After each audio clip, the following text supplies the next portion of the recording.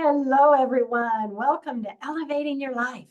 We are going to be elevated today. I have been counting the days for this fantastic guest to join us. Today we have with us Mónica Esgueva. She is a renowned self-development teacher and spiritual guide for more than 15 years. She is a prolific author, celebrated for her impact on self-development in Spain and Latin America, with 9 empowering books, including the best-selling Mindfulness. Mónica's journey extends beyond her literary contributions. She immersed herself in profound teachings from Tibetan lamas, including the revered Dalai Lama, during a decade-long exploration in India and Nepal. She teaches workshops and guides meditation and transcendence retreats. She has been a TEDx speaker and a frequent Spanish national TV guest. Very committed to guiding others' inner evolution, she has worked as a transformational coach for the last 15 years. Currently, she is co-directing a documentary about the path to self-realization, for which she is also the hostess. She was honored as one of the top 100 women leaders in Spain and one of the top 10 of the Thinkers and Experts Award. Besides her native Spain, she has lived in Paris, London, Tanzania, and Asia, and speaks 4 languages fluently. Her latest book, she will be talking to us about today also, The 7 Levels of Wisdom.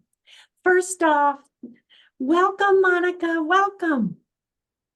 Thank you so much. Thank you for having me. Oh, I'm so excited to have you here. Well, I would love to have you share a little more of your amazing background and how that kind of led you to where you are today and with what you're writing and sharing and doing for others. Well, it started very early because I was very spiritually aware.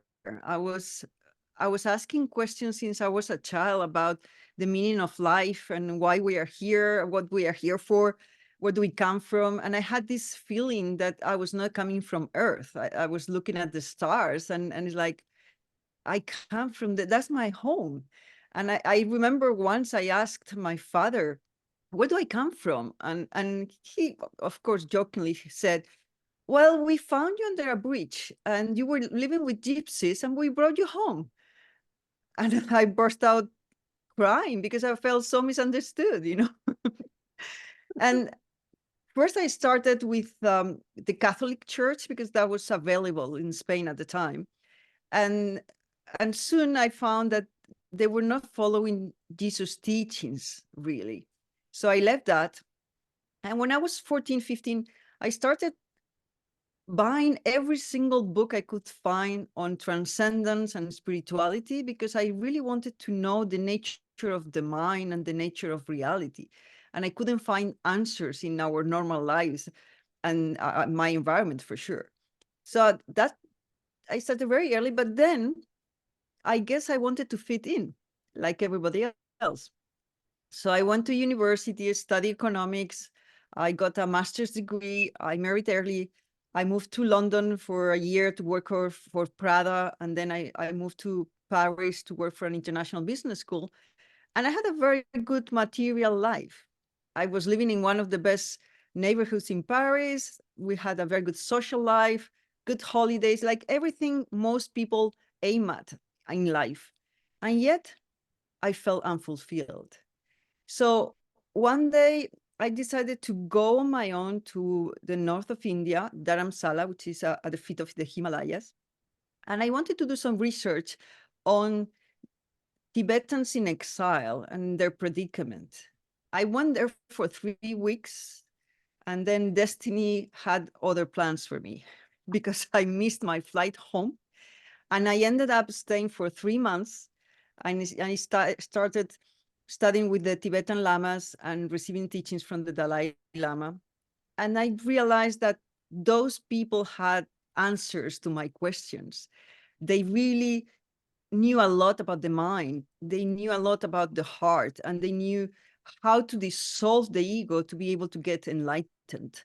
And that had always been my interest, but I couldn't find a good map to do it.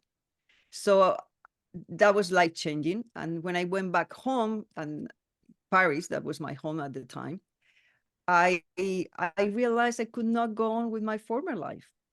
So within 6 months, I left my husband, I left my home, I left my plants, I left my possessions, and I went back to my parents' house to live with them, with anything that I could fit in my car. And the only thing I knew is, okay, I know how I don't want to waste my life, although I didn't know how I was going to earn a living. But what I was sure of is, okay, I want to make a difference. I want to use my life to benefit others. And what I did is I started studying mainly in the US, getting some training in mindfulness at UCLA, and psychology and neuroscience at MIT and King's College in London, hypnosis in New York, a number of things, like to get the Western view of the mind. And then I kept studying with the Tibetan lamas for 2-3 months every year, and I did that for a decade. So in a way, I think I feel like I am like a bridge between the West and the East. Oh, I love that. Oh my gosh. I mean, you just had a life-changing turn and development, didn't you?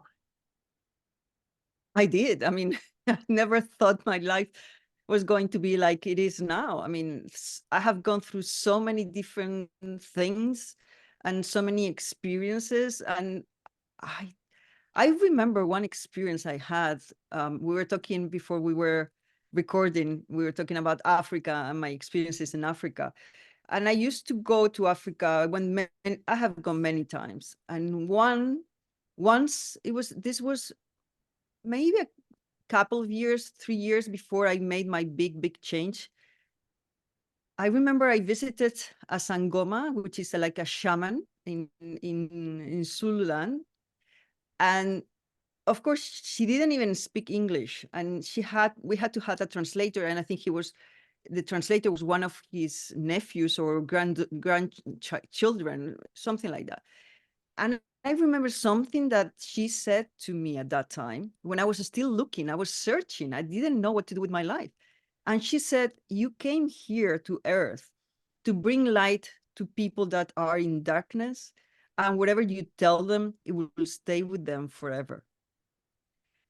And I was like, oh, that's my mission. I didn't know. And I started crying, and they were looking at me like, why do you cry? That is So I so, guess the seed was there. yes. And shaman wisdom is so amazing, isn't it? I'm It a is. Reiki practitioner and teacher. I learned it 25 years ago to help a beloved dog. And I received some master training in Machu Picchu, and I had a one-on-one time with a translator with this amazing shaman. And she said, do you have a question? I said, should I continue my Reiki and do it for others? And she asked him, and that shaman said to her to tell me, I would come to you for Reiki. And that's how I started my Reiki business. Shamans are just amazing. And so would you say working with like Dalai Lama and lamas, they're similar to shamans, kind of the same No. category, or very different? Oh, very different. I think Buddhist monks or lamas are very much focused on how to train your mind and how to train your negative emotions and turn them into positive and benevolent and compassionate ones.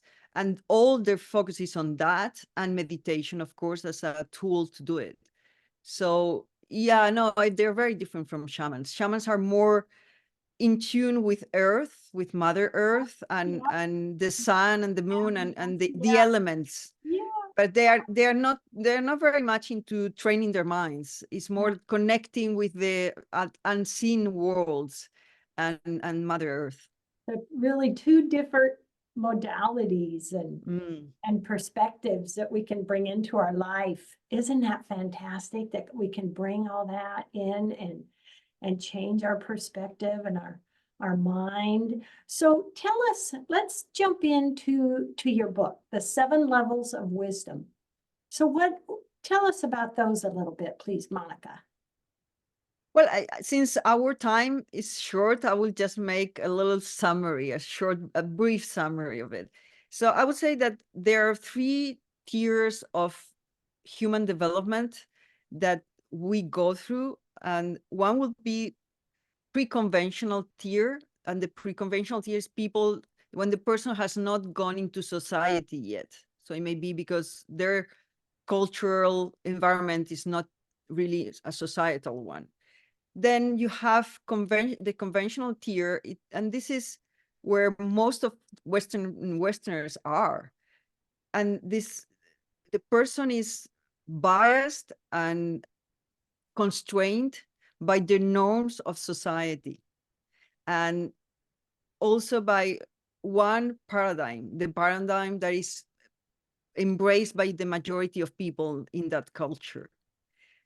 And also the person identifies with the ego and the rational mind completely. And then there is the post-conventional tier, and this is when people start questioning the norms of society, and they realize that there are more than one paradigm, and there are just different views that we can apply into life. And they go beyond the rational mind. They understand that they are not their body, but they are something else. So it's funny how most people have arrested development, staying at that conventional level.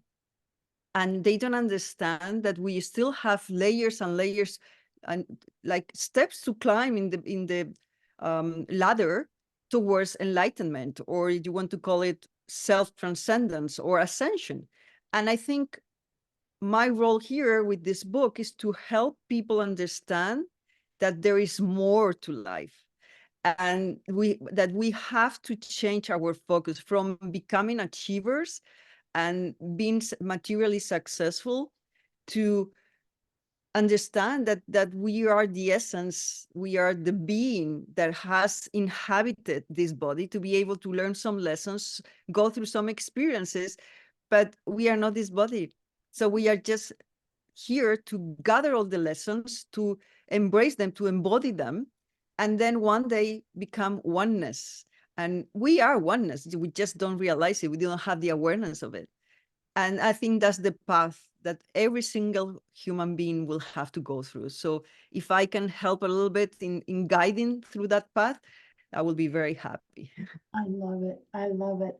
I've always believed, realizing, that this is just our physical body. We are so beyond that and above that.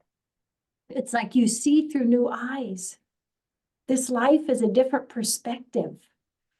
So what would you say to someone watching today or listening to the show that's like, wow, I want to kind of understand that. I want to kind of step out of just this body and move beyond and open that up. What advice would you give?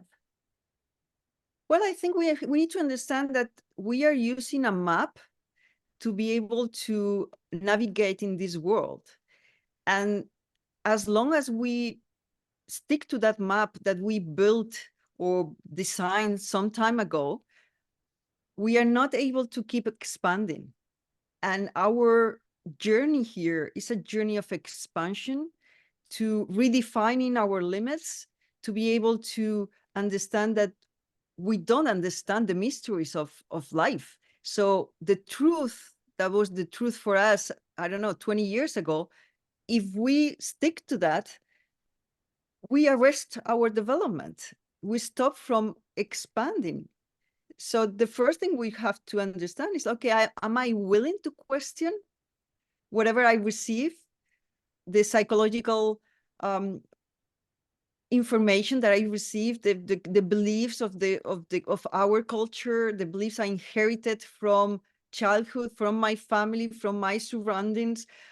Am I able and willing to question also what the ego says, because the ego is always looking for certainty, and this is not a certain world. This is an evolving world. So we have to be willing to evolve and to make our map evolve, and be able to look at what are the lenses through which I look at the world, I look at myself, I make decisions, and is that accurate? Or should I be questioning that too? Because maybe I have grown and it's not suitable anymore what I used to use 20 years ago. I'm not the same person, but I'm still sticking to those beliefs. So am I willing to grow? Or I prefer to tell myself, okay, the world is like this and will always be like that. And this is my position. And I am right wing or left wing or middle wing. I don't care. But this is who I am. No, this is not who you are. These are all identities that you have chosen to adhere to. But this is not who you are. You are an infinite being living this experience. Don't get it wrong. Oh, I love that. I love that. Oh my gosh. Yeah, that is powerful. And yeah, you're right. Ego looks for certainty and life, to grow and expand and have that be a vessel. That's huge. That can change our lives. It's well, because who we are is right now is not who we identify with. So if you are identifying with a group, or you are identifying with a certain status or a role you are representing in life, I am a doctor, I am an architect. Well, you are not that. That's just your profession. I am a mother. Well, you have children, but it's not who you are. It's a role as well. Or I am a daughter, or I am a wife, or so many identifications that are false. Or I am American, or I am Canadian, or I am Spanish, whatever. That's not my identity. These are things that are just happening. But the only thing that is clear, the only identity that is real and true, is that we are spiritual beings having a human experience. And if we take that as our only truth, then, as you said, the perspective changes and the way you live changes.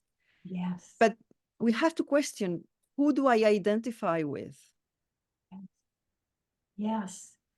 And so can you say with that, when we start to question and change our perspectives, then this is what I am going to expand to. This is where I'm going to grow. This is enlightenment that's going to come to me. Because it's not about how much I achieved in this life, or how much I am able to possess, or how many partners I had, or how many pleasures, or how many countries I visited. It's not about that. It's who I become when I do all those things. Yes. That's the main question. Who do I become? Who I want to become? What kind of person? And how am I going to use this life? Am I going to use it just to accumulate things, whether they are material possessions or achievements? Or I am going to use this to be of benefit to others? Because that changes the whole game. And this is a game. This is a simulation. This is not a real thing. The real thing is who we are as spirits. Yes. But we are just here to play this game. This is the Matrix. Let's play. But let's not forget that we are not this. We are not the avatar. We are the spirit, just choosing to play here, right now. But at some point, this will end and we will go to the next screen. Yes. To continue playing. Exactly. And isn't that, Monica? I mean, it really is a beautiful and exciting thing to realize that we are just, we're just in this right now, this physical body, this where we're at, but we're beyond that. And you know, that really is amazing to realize that. Well, It it puts a perspective, you know, you take a distance from your daily worries. And instead of focusing on your worries, your fears, your whatever happens in your past, it's like our time here is limited in this lifetime. So let's make the most out of it. Because yes, we will come back, but you know, the lessons that we don't learn this time, we'll have to repeat the class, you know, and it gets more difficult. So we may as well learn our lessons now and make a good use of our lives to be able to be of benefit to others in whichever way we can, because we all have different talents, different gifts. We have to use that, whatever, following our bliss, as Joseph Campbell used to say. And following our bliss is not having a lot of pleasure, is following our calling, because we are here to start that hero's journey with our own life and our own life story.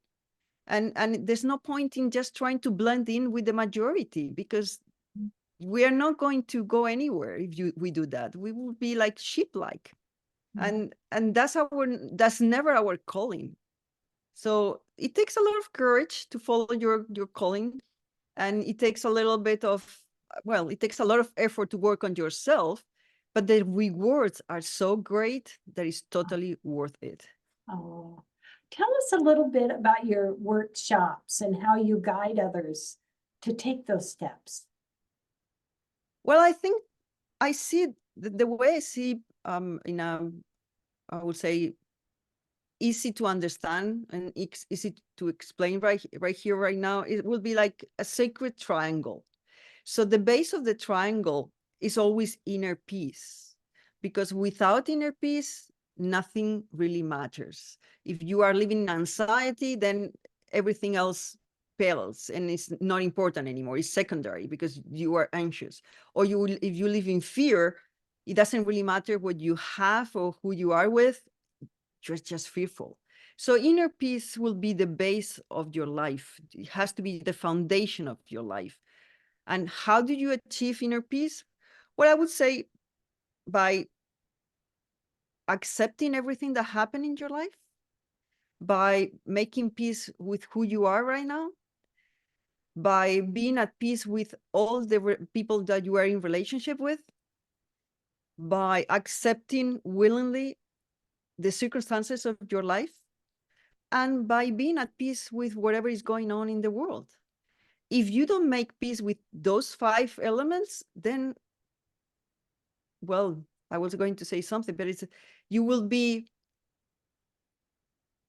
out of balance. You will not find harmony.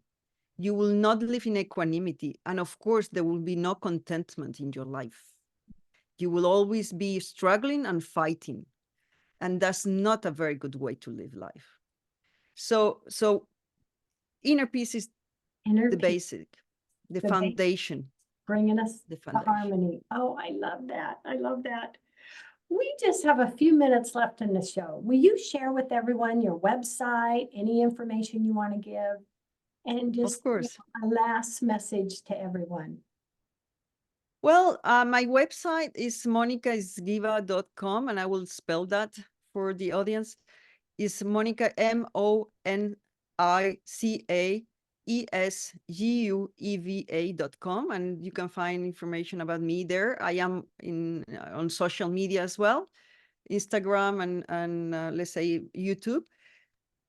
And if I had to give or leave people with one message, it will be, remember that we are spiritual beings living a human experience. We are not human beings living any sort of experience here. So when you look at life that way, life is sacred. And we have been given this gift right now. Let's not waste the gift. And let's make a difference with what is really important, what is crucial, and what is secondary. So we don't waste our life running after things that are not going to bring you any inner peace, any harmony, any equanimity, and any lasting satisfaction. Oh, I love that. I love that. Because would you say, we can waste time chasing something, thinking when I get this, I'll have peace, or when I get this, I'll have satisfaction. But that inner peace is something to have right now, isn't it? It's here for us. We have been just following the wrong advice from the media, um, from movies, from celebrities, from social media nowadays, thinking that it's just the next thing, as you said, the next thing that you buy, the next thing that you acquire, the next pleasure. And we spend our lives running and running and running nowhere because there's no direction. Yes. So we get stuck running ever faster, but going nowhere. And would you say we can sit in this moment and have that inner peace and have that feeling of love and abundance, and that's Because we right have it here all. waiting for us. Yes, Everything we need, we have it. Because we if we have needed it. something else, we will have it. And if we think that we need something else to be happy, to be at peace, then we are completely crazy. Because if you don't have inner peace now with what you have, what it makes you think that you will have that inner peace by acquiring something else, or by getting somewhere else? It's not going to, it doesn't work like that. Yeah, yeah. Oh, I love that. Oh my gosh. What a way to end the show. We have everything we need right now. Oh my gosh, that's huge and that's powerful. Monica, you are just fantastic. I am so grateful to have had you on the show. I would love to get together again down the road because you just have so much great wisdom to share with us and I'll be experience. happy to. Yes, yes. Oh my gosh. Thank you, Oh, Paula. you are so welcome. And big hugs to everyone, all my energy brothers and sisters. Monica, my energy sister. This has been so fantastic. And everybody do check out the 7 levels of wisdom. You're going to love it. It's fantastic. And I just want to give you a heartfelt thank you, Monica, for the lives you affect and the changes and the beautiful, beautiful energy that you are in this world. I'm really grateful. Thank you, Paula. Thank you. Oh, you're so welcome. Bye, everyone, and we will see you again soon.